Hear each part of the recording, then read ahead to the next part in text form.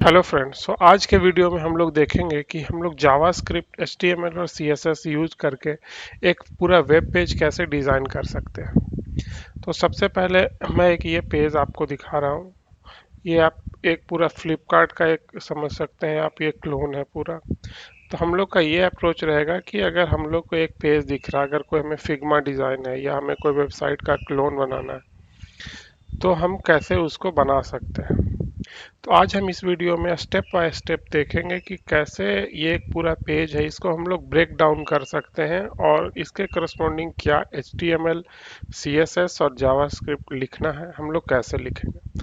तो आज चलिए हम लोग देखते हैं। ये हमारा पेज है। अब पेज देखने पे हमें ये आइडिया लग रहा है कि ये एक फ्लिपकार्ट का क्लोन है और इसमें कुछ इमेजेस हैं, कुछ एनिमेशन है, मतलब कुछ स्लाइडर है हमारा, कुछ एक यहाँ पे कंपोनेंट है। तो आइए इसका हम अप्रोच देखते हैं। तो सबसे पहले आप लोग को ये देखना है कि जो पेज है जिसको हमें HTML में कन्वर्ट करना है, तो इसको हम लोग ब्रेक डाउन कैसे करेंगे।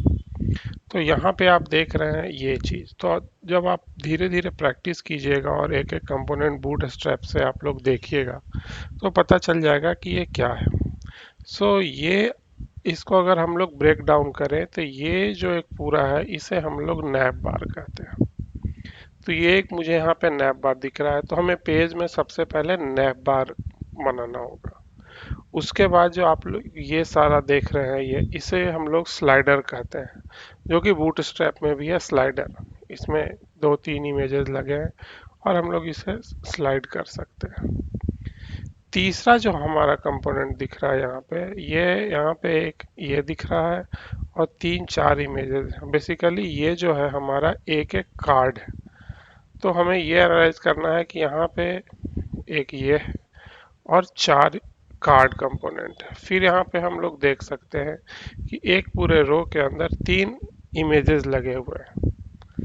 फिर अगर हम लोग ये वेबसाइट का फुटर देखें तो यहाँ पे पैडिंग मार्जिन है दोनों साइड पे, ऊपर से भी मार्जिन है और यहाँ पे ये तीन सेक्शन बने हुए हैं, हेल्प, फिर फ्लिपकार्ट, फिर मिसलेनियस।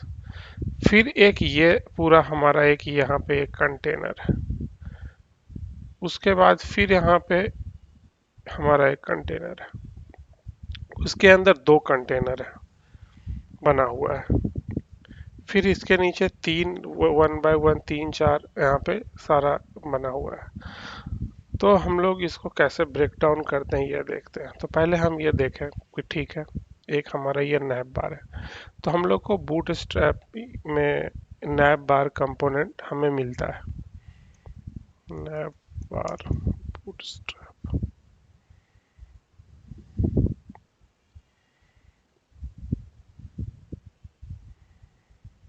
लोग यहाँ से नैप बार देख सकते हैं। ये अब ये जो हमारा दिख रहा है यहाँ पे बूट स्ट्रैप का नैप बार, तो हम लोग ये पेज को एज इट इज कॉपी के मतलब कोड को कॉपी पेस्ट कर सकते हैं और उसमें कुछ थोड़े बहुत चेंजेस कर सकते हैं, तो हमारा वो नैप बार बन जाएगा। ठीक है, तो मैं एक बार आपको दिखाता हूँ कि हम लोग कैसे डिज़ाइन किए हैं। तो कोड में लेके चलता हूँ आपको। मैं यहाँ से पहले से ही एक कोड रख लिया मैं यहाँ से पहले से ही एक कोड रख लिया हूँ जिससे आइडिया लग जाए और जल्दी हो जाए। तो आप यहाँ पे कमेंट देख रहे हैं नैप बार। तो ये जो बूट स्ट्रैप का क्लास है नैप बार, मैं आपको ये दिखाता हूँ क्लोज करके। ये पूरा एक जो कंपोनेंट है ये बूट स्ट्रैप का कंपोनेंट है और इसके थ्रू हम लोग यहाँ पे नैप बार ऐड किए। मैं इसको हटा दिया हूँ, तो आप मैं जैसे ही रिफ्रेश करूँगा तो ये सारा गायब हो जाएगा। तो मैं कंट्रोल जेड करता हूँ। अब इस बेसिकली नैप बार के अंदर ये सारे जो क्लास लिखे हुए हैं ऑलमोस्ट ये सारे बूट स्ट्रैप के क्लासेस हैं यहाँ पे। तो जब हम लोग यहाँ देख रहे हैं कि अच्छा जब फ्रंट में एक नैप बार है तो ये कंपोनेंट हमारा जो पूरा एक होगा ये पूरा नैप बार के अंदर आएगा। इसके अंदर हम लोग कंटेनर एक क्लास बनाते हैं और इसके अंदर ये जो सारा है ये सारा नैप बार से रिलेटेड सारे एलिमेंट्स हैं, टैग है, इनकी स्टाइलिंग है। तो हम ऐसे एनालाइज किए कि ये नैप बार हमारा है। फिर आपको बताता हूँ कि नैप बार के बाद ये हमारा ये कि एक कंपोनेंट दिख रहा है, ये एक स्लाइडर कंपोनेंट है। तो बूट स्ट्रैप में भी स्लाइडर बना आता है जिसमें हम लोग थोड़े बहुत मॉडिफिकेशन करके और अपने अकॉर्डिंग इसे हम लोग यूज़ कर सकते हैं। तो सिमिलरली मैं दिखाता हूँ, ये हमारा हो गया नैप बार। अब नैप बार के अंदर भी ये सारी चीज़ें स्टाइलिंग देख रहे हैं, जिसे आप लोग वन बाय वन जब आप लोग बूट स्ट्रैप का डॉक्यूमेंटेशन पढ़ेंगे। जैसे यहाँ पे नैप बार के अंदर एक मोर का ड्रॉप डाउन है, इसके अंदर ये चार चीज़ें हैं। तो यहाँ से आप लोग ये देख रहे हैं कि ये नैप बार है, इसके अंदर ये सारे एंकर हैं। यहाँ से एक ये सर्च बटन है, सर्च का इनपुट है। यहाँ पे एल आई का और के अंदर एंकर टैब है, और इसके अंदर ये सारे बटन्स के अंदर ये सारे चीज़ें, सेल ऑन फ्लिपकार्ट और ये सारा चीज़। तो हमारा ये एक नैब हो गया। वैसे ही हमें ये देख के आइडिया लगा कि ये स्लाइडर है, तो नैब बार के बाद हमें ये स्लाइडर बनानी होगी। तो आप लोग यहाँ पे स्लाइडर, इसे कैरोसल भी बोलते हैं। तो कैरोसल को हम लोग यहाँ पे, ये हो गया हमारा इसका कोड। तो बेसिकली कैरोसल के अंदर ये होता है कि एक, ये इसकी जो एनिमेशन है और ये जो क्लिक पे ये सारी चीज़ें हो रही है, ये पावर हम लोग जावा स्क्रिप्ट के का यूज़ करके हमें ये मिलता है। फिर वैसे ही यहाँ पे ये सारा बूट स्ट्रैप की क्लास है। जब आप बूट स्ट्रैप का डॉक्यूमेंटेशन देखेंगे तो आपको कैरोजल के अंदर का ये सारा चीज़ मिल जाएगा कि हमें ये चीज़ यहाँ पे लगानी है। होप सो आपको समझ में आ रहा होगा। तीसरा तीसरा हमारा ये है, एक यहाँ पे एक ये सेक्शन दिख रहा है और ये एक सेक्शन। तो अब हमें ये सोचना है कि ये सेक्शन एक्चुअल में बना कैसे होगा। तो हम लोग ये देख सकते हैं यहाँ पे, या थोड़े बहुत प्रैक्टिस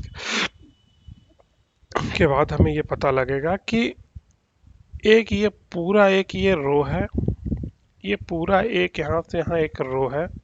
तो हम लोग एक डिव के अंदर एक रो बनाएंगे, और ये रो कि यहाँ पे कॉल एम डी 2 या कॉल एम डी 3 यहाँ पे दिए हैं, जिसके अंदर ये डील ऑफ द डे का सेक्शन है। और ये बाकी जो सेक्शन है इसके अंदर हमारा ये चार कार्ड एलिमेंट है। ये तो हो गया यहाँ पे कैजुअल के स्लाइडर में। स्लाइडर को बंद करता हूँ।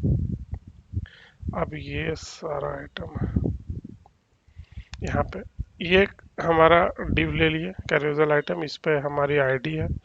उसके बाद एक हमारा ये पूरा रो है, जो हमारा ये इंटायर पूरा ये रो है, ये सारा रो। अब हमें ये डिज़ाइन करना है कि ये फर्स्ट वाले में डील ऑफ द डे है और बाकी में चार एलिमेंट है। तो इसे हम लोग col M D 2, col M D 3, col S M 12, ये सारे बूट स्ट्रैप के क्लास है रेस्पॉन्सिव डिज़ाइन के। और हम लोग पेज के लेआउट कैसे बना सकते हैं उसकी क्लास है। तो यहाँ पे आप देख सकते हैं कि ये कॉल एस एम 2 मतलब स्मॉल डिवाइसेस में 2 कॉलम, टोटल 12 कॉलम होती है हमारी। तो यहाँ पे हम लोग लिख रहे हैं कि स्मॉल डिवाइसेस में 2 कॉलम लेना है, और ये 2 कॉलम के अंदर हमारा ये व्यू ऑल, ये सारा बटन और क्लॉक। तो हमारा यहाँ पे ये आ गया। Col S M 8, col S M 8 के अंदर हम लोग का ये सारा यहाँ पे बाकी कार्ड कंपोनेंट जो पूरा है हमारा, ये तीन चार कार्ड कंपोनेंट। फिर से मैं एक बार बताता हूँ, यहाँ पे कॉल एस एम 12 के अंदर हमारा एक पूरा लेआउट है जो कि ये लेआउट है, और फिर ये 1 2 3 4 ये बाकी लेआउट ये कॉल एसएम 8 के अंदर है। इसे हम लोग अगर यहाँ पे अगर कुछ दो सेक्शन में रहे तो col M D 6, col M D 6 ऐसे भी ब्रेक कर सकते हैं। डिपेंड करता है कि हमारा लेआउट कैसा है। तो कॉल एम डी 12 ये सब सारे बूट स्ट्रैप के क्लास है, आप जिसे देख सकते हैं बूट स्ट्रैप का डॉक्यूमेंटेशन में।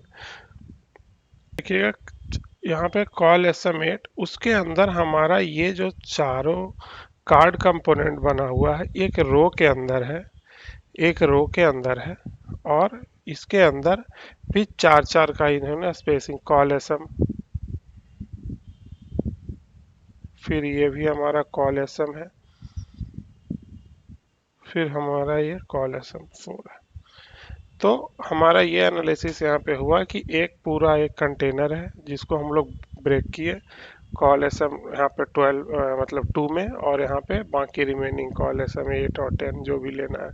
फिर उसके बाद इसके अंदर हम लोग ये 1 2 3 4 चारों, हाँ तो यहाँ पे हमारा ये पूरा एक कैरोसल है, और इसके अंदर हम लोग देख सकते हैं col S M four col S M four, ये हमारा 3 कंपोनेंट यहाँ पे आ गया। फिर हमारा ये कैरोसल आइटम बना हुआ है, हमारा जो भी हर एक कार्ड है, और हर एक card col S M four col S M four col S M four ले रहा है। तो ये हमारा इस कंपोनेंट का है। फिर हम लोग ऐसे ही, मतलब एक ये और बाकी सारा में ये, फिर हम लोग इस पे आते हैं, तो यहाँ पे हम लोग देख सकते हैं कि यहाँ पे 3 इमेजेस है। तो हमारा ये अंडरस्टैंडिंग होना चाहिए कि एक ये रो के अंदर ये 3 पूरे बने हुए हैं, 3 कंपोनेंट लगे हुए हैं। तो हम लोग यहाँ पे ये देखते हैं G2 इमेजेस एक रो है, और बाकी को चार चार कॉलम चार कॉलम चार कॉलम की स्पेसिंग यहाँ पे मिली है। तो रो के अंदर ये हमारा चार चार चार की स्पेसिंग मिली हुई है। फिर हम लोग अगर ऐसे ही फुटर को देखें, तो फुटर पे हमें लगेगा कि यहाँ पे ये फुटर को 3 सेक्शन में बंटा हुआ है। तो अगर हम लोग इसको ऐसे एनालाइज करें कि एक रो है, और रो के अंदर ये 3 सेक्शन है, तो सेम हमारा फुटर हो गया। फुटर के अंदर एक हमारा रो है, और रो के अंदर सारे ये 3 सेक्शन है, SM4 SM4 और SM4, ये 3 है। और इन तीनों के अंदर जो भी हमारा है कंपोनेंट, जैसे कि यूएल और एलआई के अंदर ये सारा जो सब हेडिंग आप इसे कह सकते हैं, ये सब सारा है। तो ये ऐसे यहाँ पे सारा यूएल के अंदर हम लोग ऐसे लिखते हैं यूआर और एलआई यूज करके। सिमिलरली ये तीनों ऐसे ही है। फिर हम लोग यहाँ पे देखते हैं, तो फिर हमें लगता है कि एक रो है, और रो के अंदर ये 3 है। तो सिमिलरली एक कंटेनर क्लास लेंगे, एक फिर ऐसे रो है, और रो के अंदर ये 3 हमारा डिव है, 3 हमारा ये हो गया। फिर अगर हम लोग यहाँ पे नीचे आए, ये भी ऐसे ही हमारा है पूरा बना हुआ, इसको स्प्लिट करके और हम लोग ये बना दिए हैं। ये आइकन्स है, तो आइकन्स का हम लोग यूज यहाँ पे किए हैं सारा। फिर यहाँ पे मेलस है, रजिस्टर्ड ऑफिस एड्रेस है, तो इसके लिए हम लोग यहाँ पे आपको दिखाता हूँ। मेलस एक रो है, एक हम लोग रो लिए, ये हमारा पूरा रो है। उसके अंदर ये हमारा 2 सेक्शन है, कॉल SM6, क्योंकि हमें अब 2 भी पार्ट में स्प्लिट करना है, कॉल SM6 कॉल SM6। फिर ये कॉल SM6 के अंदर हमारा ये पूरा मेलस और उससे रिलेटेड टेक्स्ट है। फिर यहाँ पे रजिस्टर्ड ऑफिस का एक सेक्शन है, उससे रिलेटेड हमारा टेक्स्ट है, रजिस्टर्ड ऑफिस और उसके अंदर, और ये सब सारा चीज हमें यूएल और एलआई के फॉर्म में हमें यहाँ पे लिखना है। फिर हमारा एक ये फुटर आ गया, तो ऐसे ही हम लोग यहाँ पे फुटर डिजाइन किए हैं। तो यहाँ पे हम लोग देख सकते हैं कि डिव फुटर S6, ये हेडिंग है। अब यहाँ पे हमें कोई पार्ट में स्प्लिट नहीं करना है, क्योंकि ये एक पूरा एक रो में ये सारा चीज है हमारा। तो ये दिए S6 के अंदर। अब ये इनलाइन हमें यहाँ कुछ नहीं लिख रहे हैं, 1 बाय 1 है, और फिर ये पूरा एक पैराग्राफ है। वैसे ही हमारा ये दूसरा एक हेडिंग है, फिर ये पूरा पैराग्राफ है। ऐसे करके हमारा ये टोटल लेआउट कंप्लीट हुआ। ऐसे ही करके हमें कंपोनेंट पता करना होता है, देख के कि हमारा अप्रोच क्या होगा और ये पेज पूरा कैसे डिजाइन है। एक चीज मैं आपको दिखाता हूँ कि यहाँ पे जो हमारा ये नैब बार दिख रहा है, तो ये नैब हम लोग बनाए हुए हैं। बेसिकली ये बिहाइंड द सीन यहाँ पे हम लोग नैब लिखे हुए हैं, और ये सारा इम्प्लीमेंटेशन है। तो यहाँ पे कभी कभी डाउट हो सकता है। तो हम लोग बेसिकली ये जो चीज़ है, ये सारा हम लोग सिंपल HTML CSS और बूटस्ट्रैप यूज करके भी, आप यहाँ W3 स्कूल पे आप लोग देख सकते हैं कि ये जो सारा हमारा नैब बार है, इसको हम लोग बेसिक HTML CSS और जावास्क्रिप्ट यूज करके हम लोग नैब बार बना सकते हैं, और ये UL LI के ऊपर बेस्ड है। UL के अंदर ये सारा हमारा LI है, और हम लोग ये LI को, सारे LI को हम लोग यहाँ पे इसकी स्टाइलिंग हम लोग यहाँ पे दे दिए हैं, LI हुवर नोट, ये सब सारा हम लोग स्टाइलिंग दे दिए हैं। तो इसको ही डेकोरेट करने के बाद और स्टाइलिंग करने के बाद हमें ये इस टाइप में दिखता है। तो होप सो आपको ये वीडियो ये अच्छा लगा होगा, और आप इसी तरह के कुछ 3-4 टेम्पलेट प्रैक्टिस कीजिए। और अगर कहीं पे आप फंस जा रहे हैं तो आप कुछ चीज़ें गूगल सर्च खुद ब खुद कीजिए, और आपको धीरे धीरे क्लैरिटी मिल जाएगी पेज देखने पे ही कि हमें कैसे इसे कंपोनेंट में ब्रेक करना है और उसकी क्या स्टाइलिंग हो सकती है। तो आपको वीडियो अच्छा लगा होगा, please like and subscribe. Thank you.